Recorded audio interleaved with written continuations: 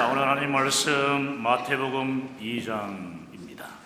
마태복음 2장 1절부터 12절까지 말씀을 보시겠습니다. 자, 1절부터 우리 12절까지 우리 한음성으로 천천히 합독합니다.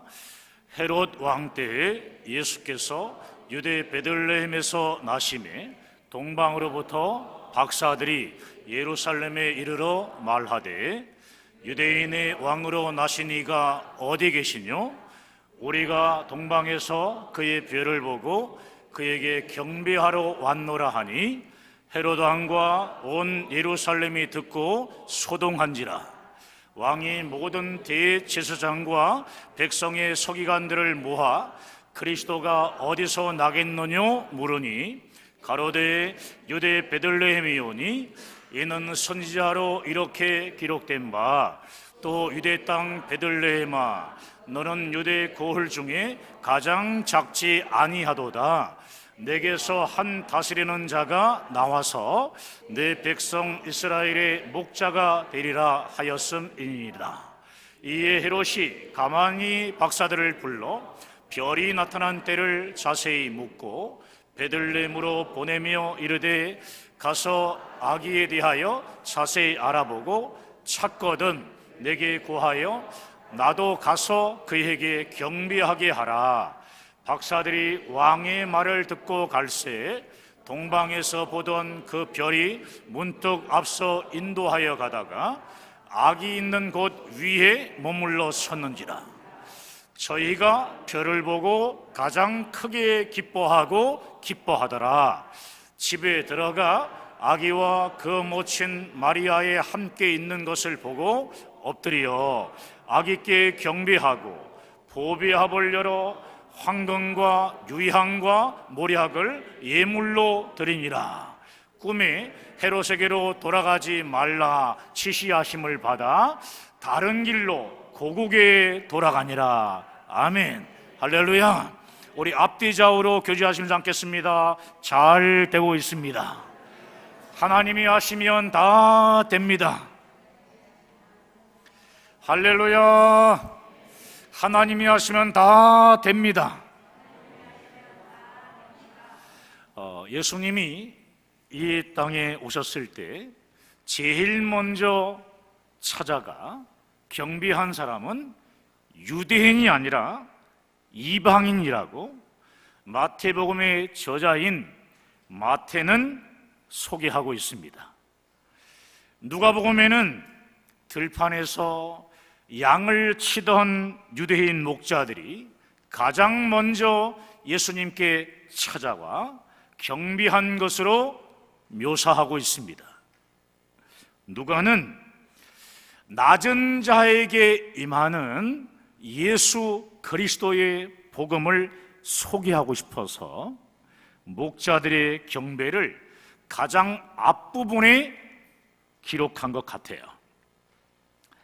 오늘 본문의 마태는 상당히 의도적으로 유대인이 아니라 동방에서 온 이방인 박사들을 소개하고 있습니다.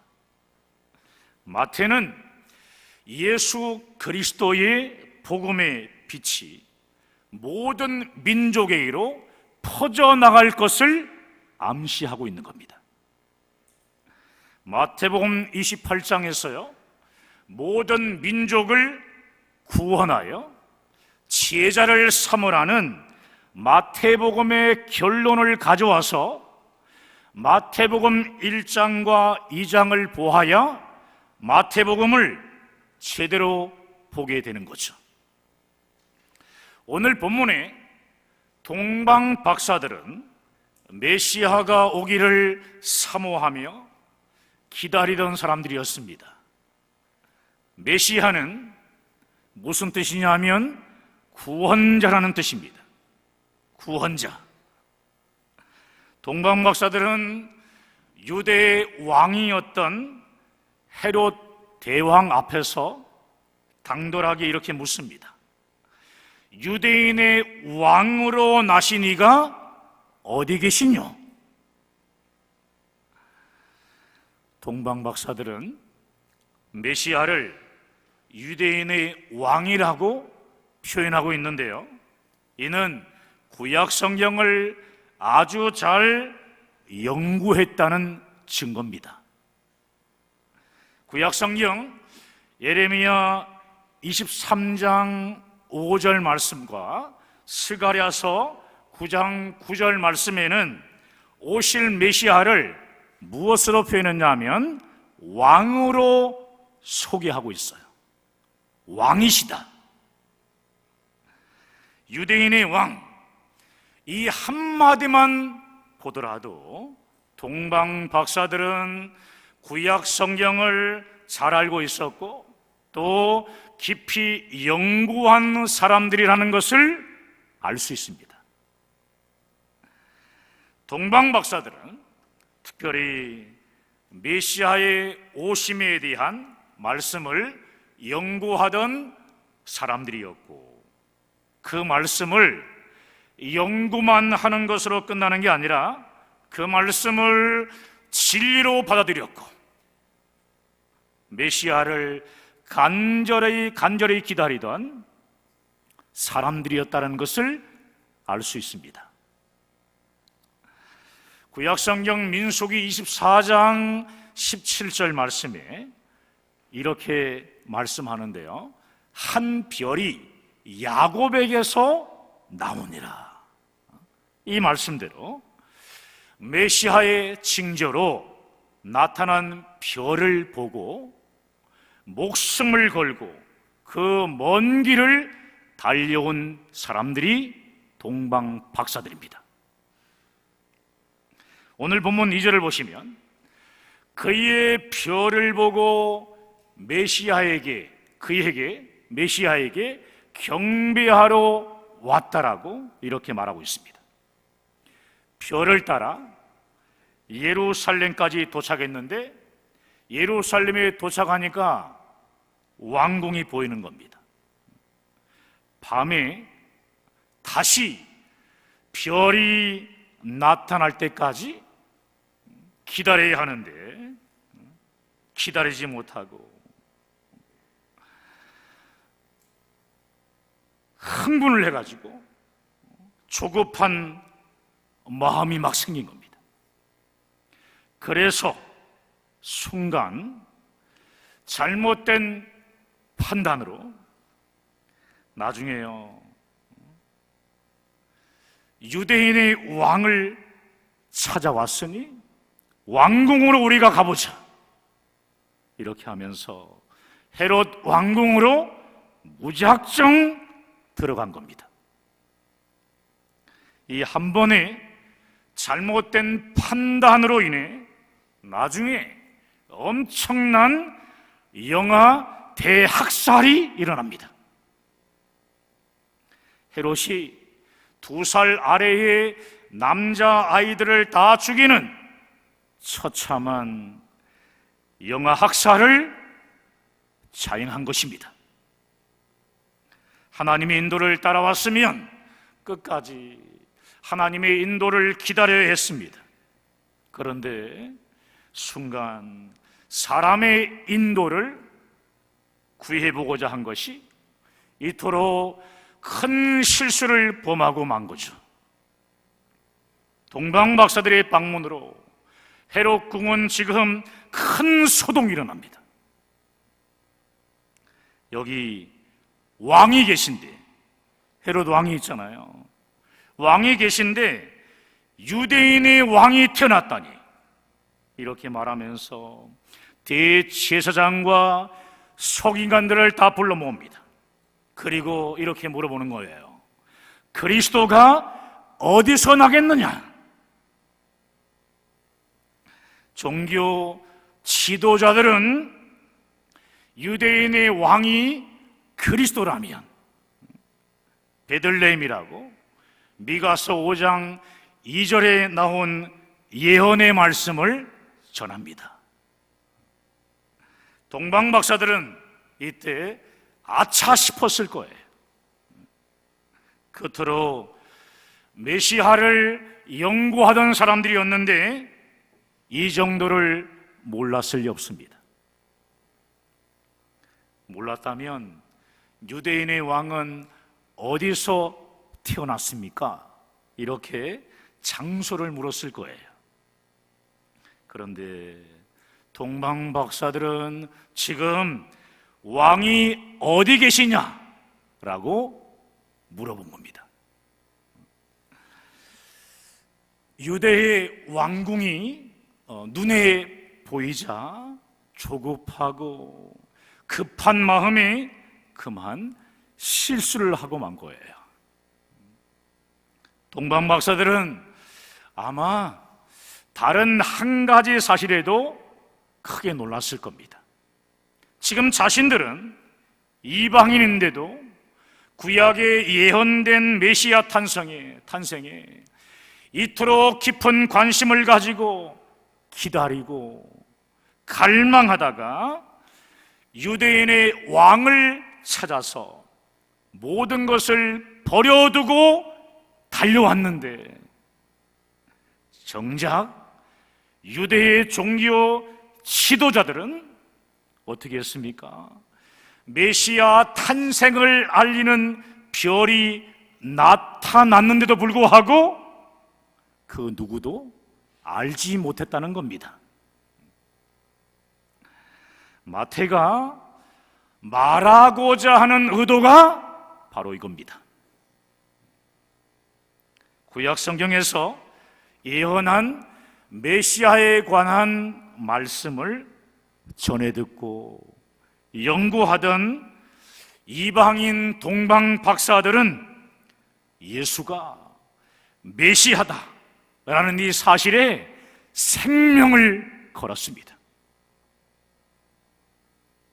그러나 유대인들은 오랜 세월 메시아를 기다려왔지만 이 땅에 오신 메시아를 알아보지 못하고 무관심한 거죠.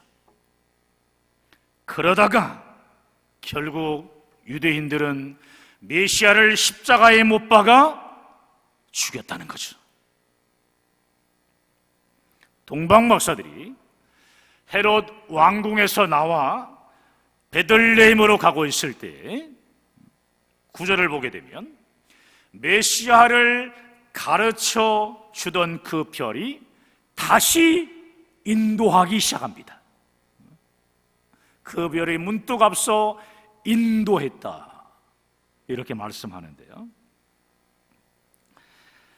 사람의 도움을 포기하고 메시아 별이 나타난 하늘을 다시 바라보자 하나님께서 도와주십니다. 하나님께서 다시 별을 통해 메시아에게로 인도하신 거죠. 오늘 본문에 있는 9절과 10절 말씀을 보게 되면 인도하던 별이 앞서 인도하여 가다가 악이 있는 곳 위에 머물러 섰다. 머물러 서자 동방 박사들이 기뻐합니다. 이때 동방 박사들이 기뻐하는 모습을 성경은 이렇게 기록하고 있어요. 저희가 별을 보고 가장 크게 기뻐하고 기뻐하더라. 매우 기뻐했다. 크게 기뻐했다. 기뻐하고 또 기뻐했다. 사랑하는 여러분, 여러분은 이 땅에 우리의 구원자로 오신 예수님 때문에 매우 기뻐하고 크게 기뻐하고 또 기뻐하고 있습니까? 눈을 좀 크게 뜨세요. 뒤에 온풍기가 틀어주시니까. 예수님을 믿는 믿음으로 구원받은 구원의 기쁨과 구원의 감격이 여러분에게 있냐는 말씀이에요. 어떻습니까? 구원의 기쁨과 감격이 있습니까? 우리 옆 사람 얼굴 좀 보세요. 어떤지, 어떠세요? 물어보세요. 어떠세요? 구원의 감격과 기쁨이 있습니까? 동방 박사들은 구원자이신 아기 예수님께 경배하기 위해 생명을 걸고 이곳까지 왔습니다. 가족도 남겨두고 하던 일도 접어두고 온갖 위험을 무릅쓰고 낮에는 쉬고 밤에는 별을 따라 이동하며 산 넘고 물 건너 험한 여정 끝에 아기 예수님께 경배했습니다.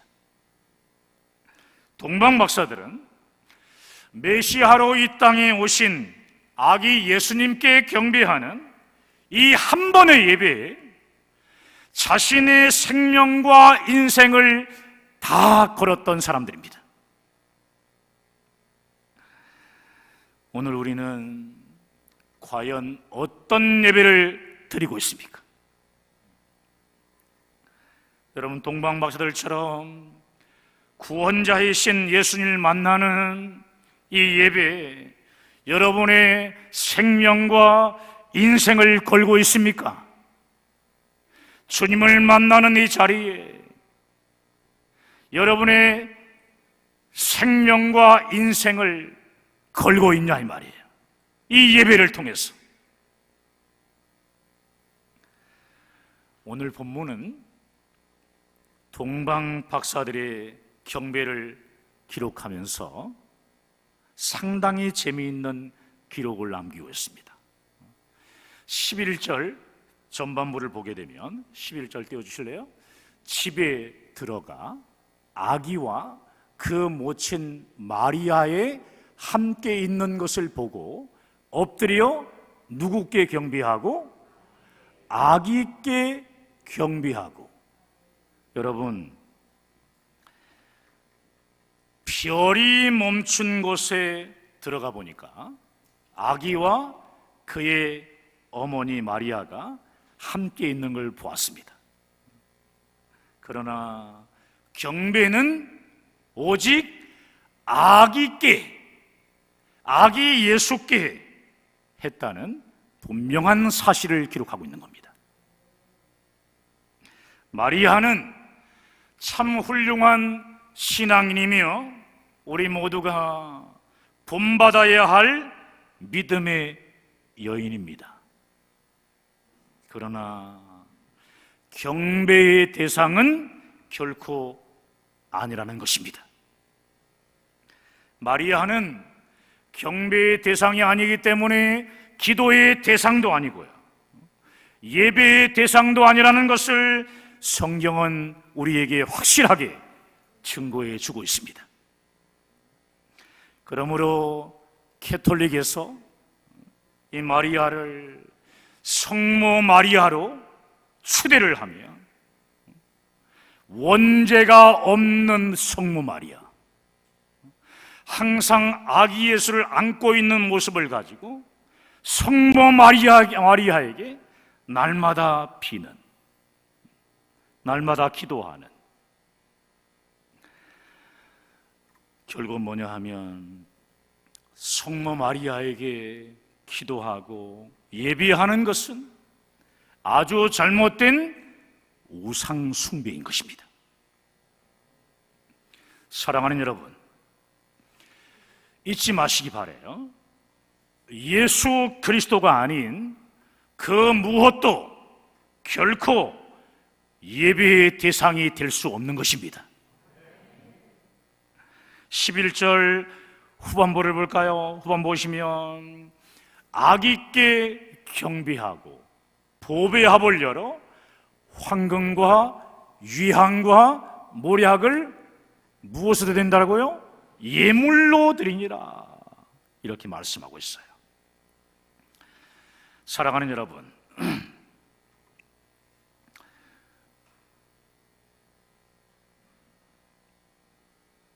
구약 성경을 통해 가지고 우리가 예수님이 메시아가 어떤 분이신가에 대한 깊은 연구와 믿음이 없이는 황금과 유향과 모략을 예물로 가지고 올 수 없는 거예요. 황금은 무엇을 상징하는 것이냐면 왕을 상징하는데요. 예수님 당신은 만왕의 왕이십니다 라는 신앙 고백이고요. 유향은 기도의 향으로 써 있잖아요. 성전에서 하나님께 올라가는 기도의 향이기 때문에 우리의 예배를 받으시는 예수님, 당신은 하나님이십니다 라는 신앙 고백입니다. 마지막 모략은 예수님의 십자가의 죽음을 상징하기 때문에 십자가의 죽음으로 우리의 모든 죄를 담당하실 예수님은 우리의 구원자시라고 고백하는 신앙 고백인 것입니다.